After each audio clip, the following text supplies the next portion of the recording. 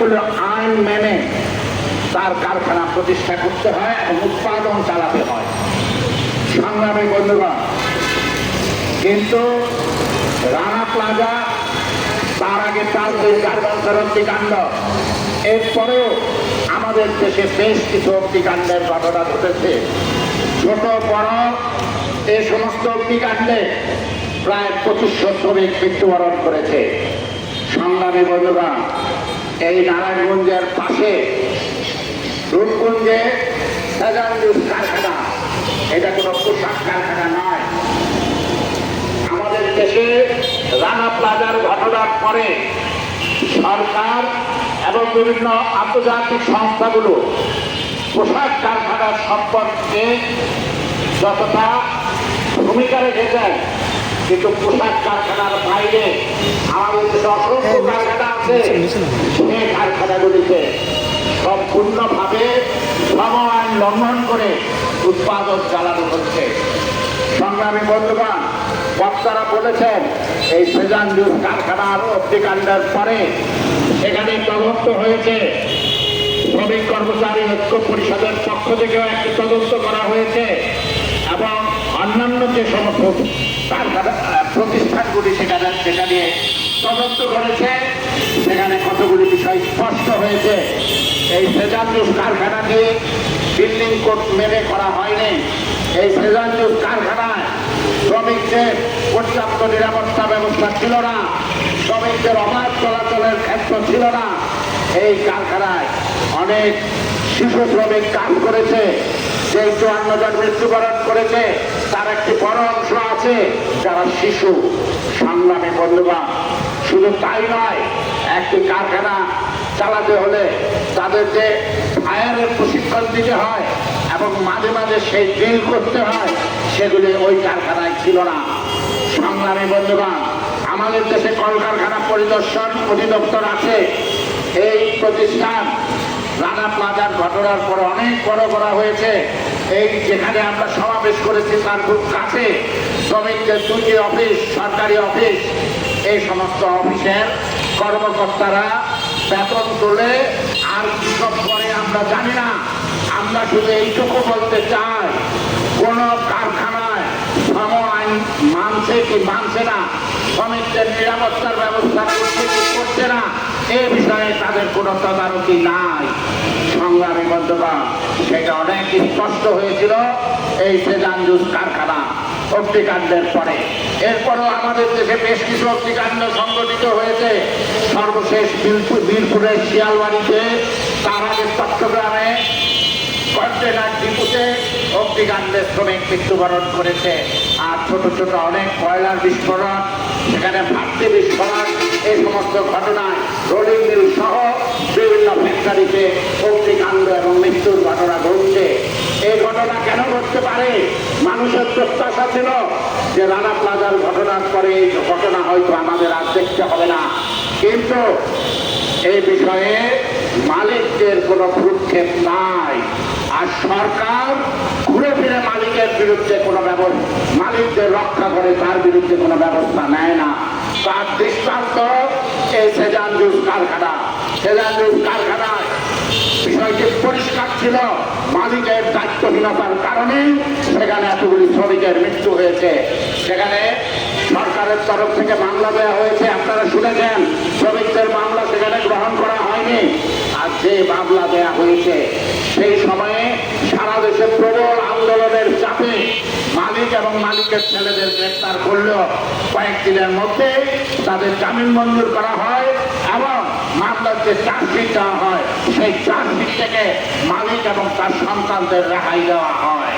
অর্থাৎ অগ্নিকাণ্ড হোক, শ্রমিকের মৃত্যু হোক, মালিকের কোনো দায় নাই।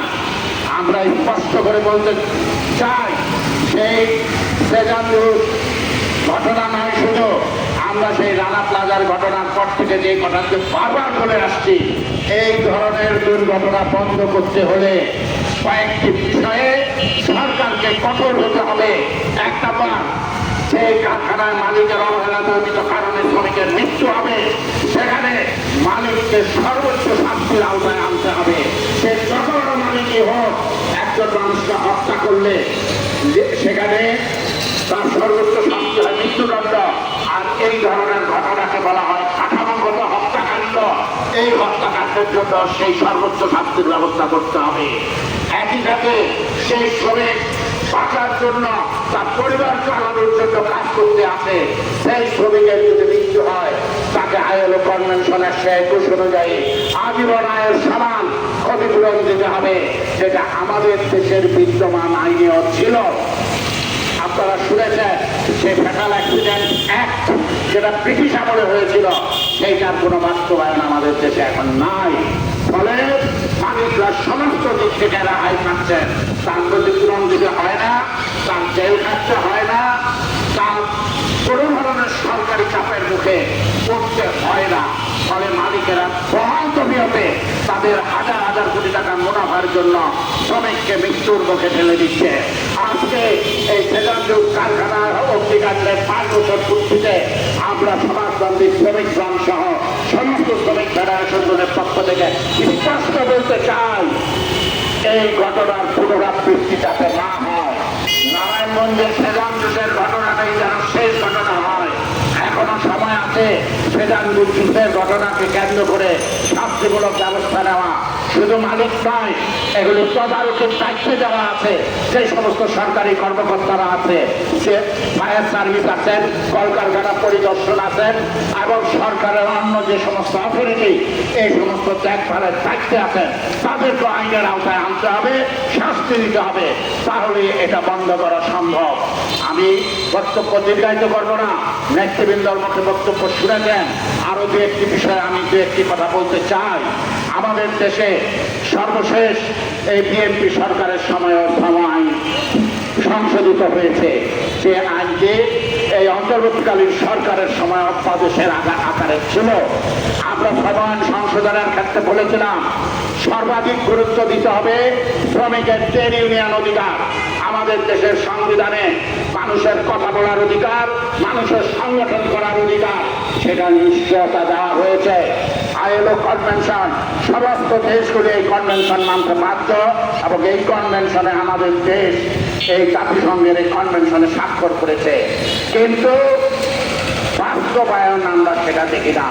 আইএলও কনভেনশনে শ্রমিকের অধিকার রক্ষার জন্য তার সংগঠন করা, তার কথা বলার অধিকার, তার আন্দোলন করার অধিকার স্বীকৃত, কিন্তু আমাদের দেশে প্রতিটা শ্রম আইন সংশোধনের ক্ষেত্রে সরকার বলে ট্রেড ইউনিয়ন সহজ করা হচ্ছে, কিন্তু বাস্তবে শ্রমিকেরা ট্রেড ইউনিয়ন পায় না।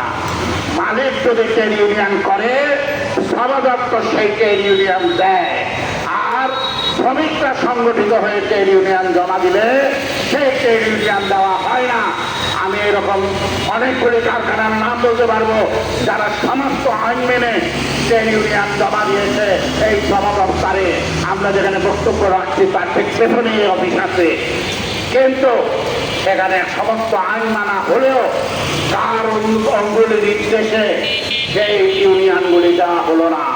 আপনারা ইতিমধ্যে শুনেছেন এই নারায়ণগঞ্জের মেঘনা ব্রিজের পাশেই গজারিয়াতে যে 100 কারখানাটি সমস্ত আইন মেনে তারা ইউনিয়ন জমা দিয়েছে, কিন্তু তাদের ইউনিয়ন দেওয়া হচ্ছে না। শ্রম দপ্তর কোন রকম চুক্তি ছাড়া বেআইনিভাবে সেটা রিজেক্ট করেছে। সংগ্রামী বন্ধুগণ, আমরা স্পষ্টভাবে বলতে চাই, আদালতে মামলা চলছে, আদালতের দৃষ্টি আকর্ষণ করব, আপনারা সমস্ত দিক বিবেচনা নিয়ে রায় দিবেন, কোন একটা দিকের উপর গুরুত্ব দিবেন না, এই প্রত্যাশা আপনাদের কাছে আমরা করি। আর শ্রম দপ্তরের ক্ষেত্রে বলতে চাই, তারা কেন এগুলো অন্যায়ভাবে রিজেক্ট করে এই বিরুদ্ধে তদন্ত করা হোক, সরকারের হাইকোর্ট বিভাগ থেকে প্রয়োজনে তদন্ত করা হোক, কেন তারা এই সমস্ত ক্ষেত্রে শ্রমিকদের বঞ্চিত করে। সংগ্রামী বন্ধুগণ, আজকে নারায়ণগঞ্জের পুলিশ লাইনে সেঞ্চুরি গার্মেন্টসটি বন্ধ হয়ে গেছে। আমরা বলতে চাই ফ্যাক্টরি বন্ধ করার অধিকার মালিকের আছে, যে ফ্যাক্টরিতে ট্রেড ইউনিয়ন আছে, বাস্তবে ট্রেড ইউনিয়নকে ধ্বংস করার জন্য আজকে সে মালিক কারখানা বন্ধ করেছে। শ্রমিকের দায়িত্ব পাওয়ার বিষয়ে এখনো স্পষ্ট কোনো ফয়সালা মালিক কর্তৃপক্ষ দিচ্ছে না। আমরা পরিষ্কার বলতে চাই, অবিলম্বে কারখানা চালু করুন, এবং শ্রমিক আপনি যদি কারখানা না চালান ট্রেড ইউনিয়নের সাথে কথা বলেন, ফয়সালা করেন। এটা নিয়ে টালবাহানা করবেন না। শ্রমিকদের মধ্যে হতাশা তৈরি করে তাদের মধ্যে বিভক্তি তৈরি করে তাদেরকে বঞ্চিত করার চেষ্টা করবেন না। একই সাথে বরিশালের অলিম্পিক ছিলেন, সেই কারখানাটিও মালিক অতর্কিতে বন্ধ করে দিয়েছে। সংগ্রামী বন্ধুগণ, সেই কারখানার শ্রমিকরাও এখনো তার প্রাপ্য পাওনা পায় না। ফলে শ্রম আইনে অনেক কথা বলা আছে, সেটার বাস্তবায়ন নাই। আবার বহু বিষয় আছে যে মালিককে রক্ষা করে সেখানে আইন তৈরি করেছে। আমরা স্পষ্ট বলতে চাই, আবার শ্রম আইন সংশোধন করুন, গণতান্ত্রিক শ্রম আইন তৈরি করুন। বলবেন যে গণতান্ত্রিক ধারায় চলবে, কিন্তু শ্রমিকের ক্ষেত্রে গণতন্ত্র থাকবে না, শ্রমিকের ক্ষেত্রে স্বৈরতন্ত্র থাকবে, মালিকের আইন থাকবে। এটা একটা দেশে হতে পারে না। সংগ্রামী বন্ধুগণ, সর্বশেষ আমি এই অগ্নিকাণ্ডের 5 বছর পূর্তিতে স্পষ্ট দাবি জানাতে চাই, সেজনজুর সহ যে সমস্ত অগ্নিকাণ্ডের ঘটনা স্বাধীনতার পর আমাদের দেশে হয়েছে, ভবন ধস হয়েছে, বয়লার বিস্ফোরণ হয়েছে, এইগুলির সুষ্ঠু তদন্তের ভিত্তিতে মালিকদের বিরুদ্ধে পদক্ষেপ গ্রহণ করুন এবং সরকারি সংশ্লিষ্টদের বিরুদ্ধে পদক্ষেপ গ্রহণ করুন এবং শ্রমিককে আজীবন আয়ের সমান, আইএলও কনভেনশন 121 অনুযায়ী আজীবন আয়ের সমান ক্ষতিপূরণের বিধান করুন।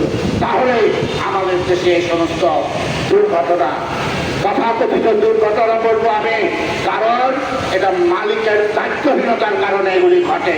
ফলে পথে ঘাটের যে কোনো দুর্ঘটনা আর এই কারখানায় মালিকের দায়িত্বহীনতার কারণে ঘটনা দুটো এক জিনিস নয়। ফলে মালিককে এখানে সর্বোচ্চ শাস্তির আওতায় আনতে হবে। সংগ্রামী বন্ধুগণ, আজকে যারা উপস্থিত হয়েছেন